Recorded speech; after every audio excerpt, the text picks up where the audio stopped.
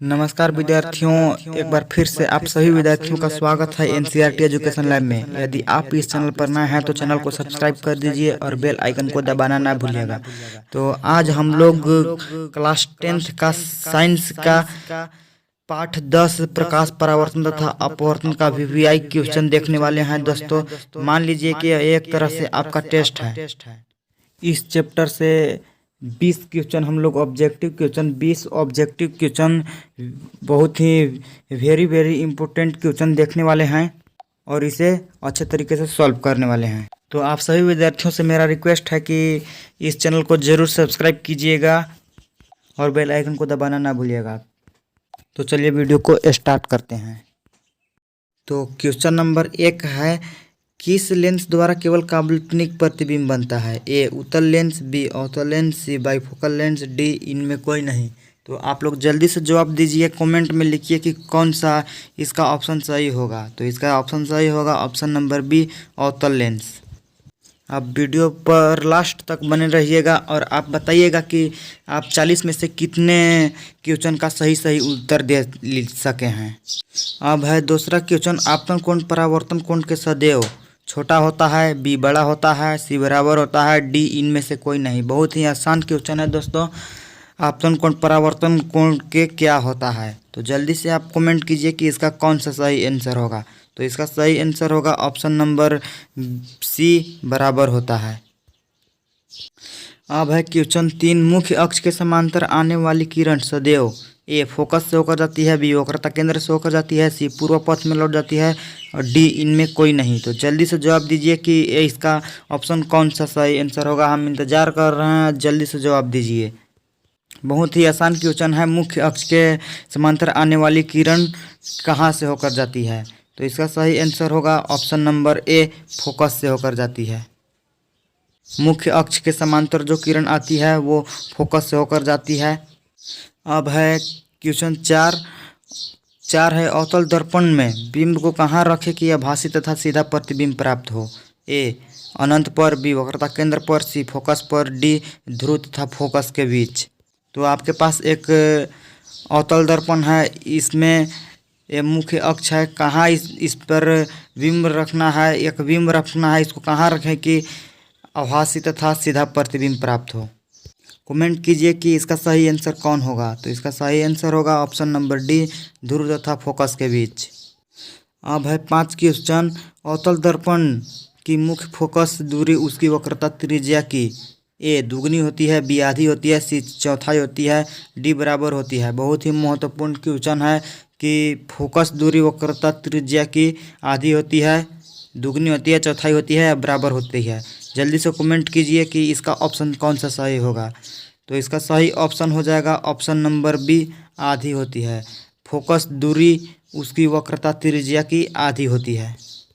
अब है 6, कोई छात्र उत्तल लेंस द्वारा किसी दूरस्थ बिंब का धुंधला प्रतिबिंब पर्दे पर प्राप्त करता है। पर्दे पर स्पष्ट प्रतिबिंब प्राप्त करने के लिए उसे लेंस को क्या करना होगा? ए पर्दे से दूर, बी पर्दे की ओर, सी किसी ऐसी स्थिति पर जो पर्दे से काफ़ी दूर हो और डी है पर्दे की ओर या पर्दे से दूर या प्रतिबिंब की स्थिति पर निर्भर करता है। तो जल्दी से कमेंट कीजिए कि इसका ऑप्शन कौन सा सही होगा और आप बताइएगा ज़रूर कि आप कितने क्वेश्चन का आंसर दिए। तो इसका सही आंसर होगा ऑप्शन नंबर बी पर्दे की ओर करना होगा। अब है 7, निम्न में से स्नेल का नियम कौन है? ए साइन आई बटा साइन आर, और बी है sine i into sine r, और सी है साइन आई इन प्लस साइन आर, और डी है sine i minus sine r. तो स्नेल का नियम आप लोग जानते हैं कि साइन आई बटा साइन आर होता है, साइन आर। तो इसका सही आंसर हो जाएगा option number A sine i बटा साइन आर। अब है 8 क्वेश्चन, इनमें से किस युक्ति द्वारा अनंत पर रखे प्रतिबिंब का बिंदु के बराबर प्रतिबिंब बनता है?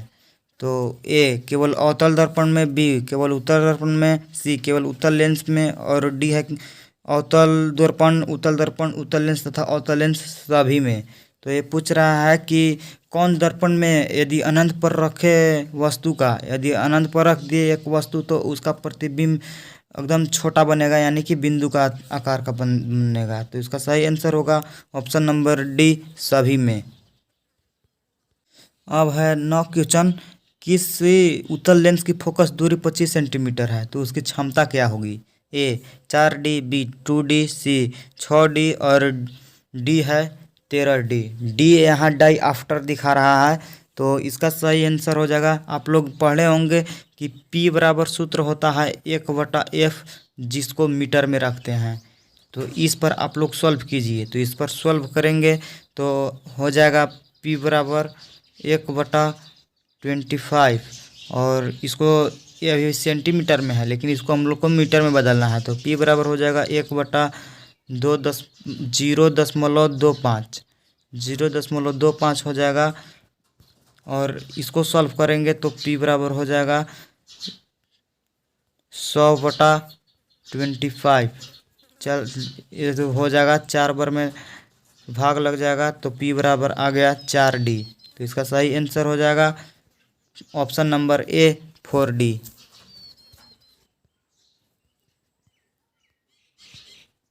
इसका सही आंसर हो जाएगा 4D आंसर। अब है 10 क्वेश्चन, किसी वाहन में लगे पश्च दृश्य दर्पण के द्वारा उत्पन्न आवर्धन होगा?